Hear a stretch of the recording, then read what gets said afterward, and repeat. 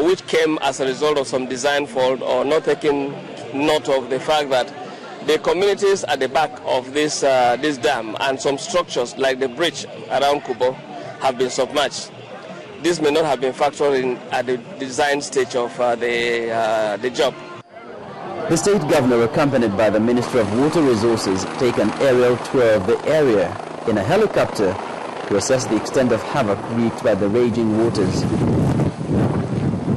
We are glad the governor is here to see himself and the Honorable Minister, and we have heard from them at various points that we have stood the measures that is being put in place to ensure that the effect is brought to the nearest minimum. Some of the stricken communities had earlier been paid compensation in order to aid their relocation. Whoever is still within that reservoir maximum flood level, which a risk survey was conducted, we have all paid those people. But it's just, if there's anybody that is still within that risk survey now that has been demarcated, then it's on its own. But government has paid them. The only one that we know that they will be considered is the people behind the flooded bridge, and that is all.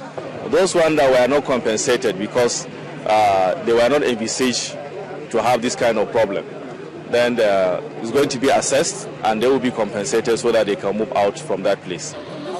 Now the survivors are worried about their safety, considering that the worst of the rainy season has not yet set in. So, what is government doing to curb the dam's excesses? Upper Niger River Basin Development Authority and the consultants would be carrying out enumeration of the additional villages that have been affected, and as soon as they are done, we would submit a full report to His Excellency, the President of the Federal Republic of Nigeria. Already we have observed that there is a challenge.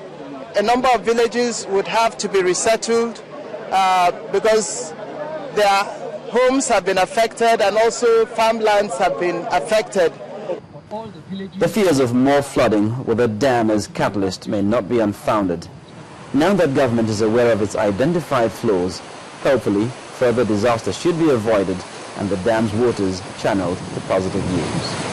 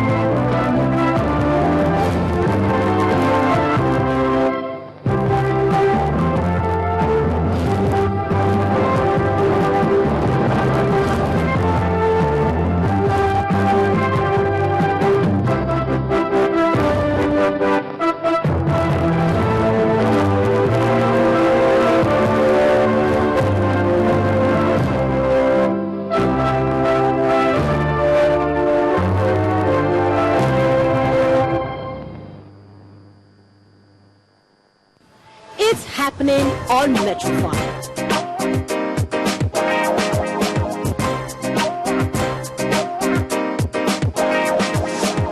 All you need to know in the social circle, the events, the places,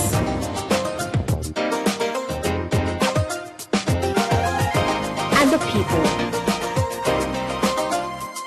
Catch All the excitement on Metrophile every Friday at 11 p.m. only on Channels Television. Metrophile, glitz and glamour.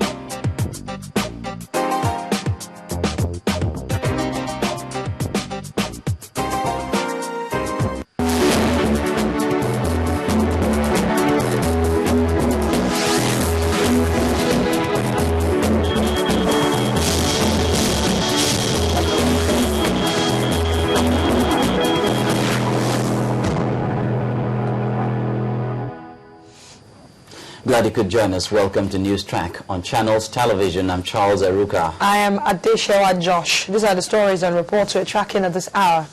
Members of the international community willing to do business in Nigeria have been assured of a friendly environment laced with strong returns on investment. That's right. At a forum in New York, the Minister of Trade, Olusegun Aganga, told a group of businessmen and women that government has the right policies in place to encourage growth. Our correspondent, Olu Phillips, who is in the United States, has this report.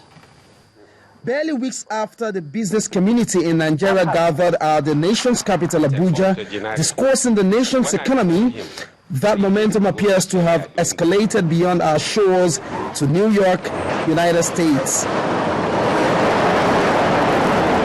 So while the president addressed the General Assembly, he detailed Mr. Trade and others to this forum to discuss imperatives of investing back home.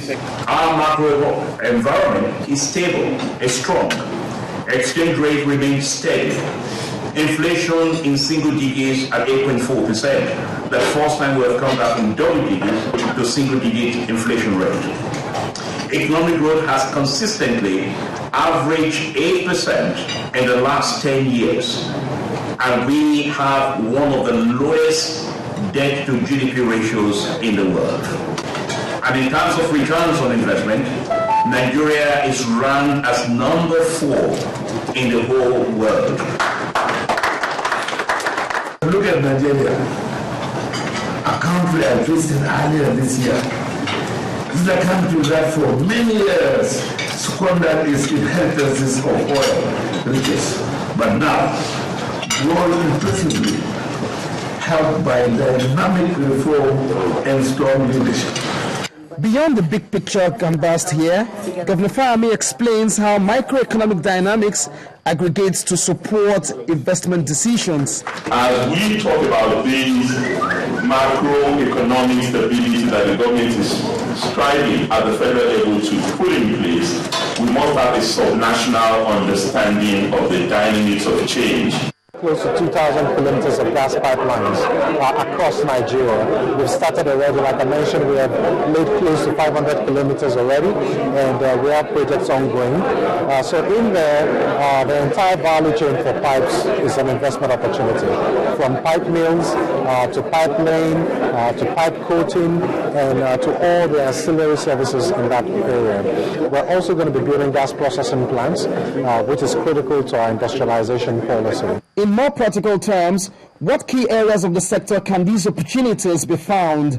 Perhaps one question on the mind of these would-be investors in Nigeria. One thing resonates: 3 reasons why you must come to Nigeria to invest, and that's because it is said that we have a competitive advantage in terms of macroeconomic stability, security, which is being upped right now, and of course infrastructural development. These are the winning platform that all of those who spoke on behalf of Nigeria is asking the international community to come and invest in the next frontier in terms of economic development, Nigeria and Africa. From New York City, this is Olu Phillips reporting for Channels Television News.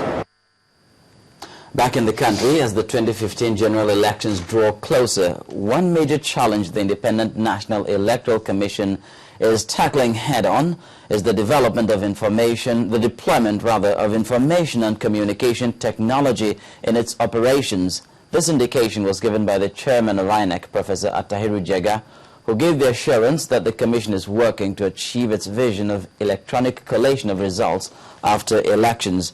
The INEC chairman noted at a forum on election observation in Abuja that INEC is poised to check issues associated with poor logistics ahead of the general elections. In many instances, the application of IT has helped to reduce logistical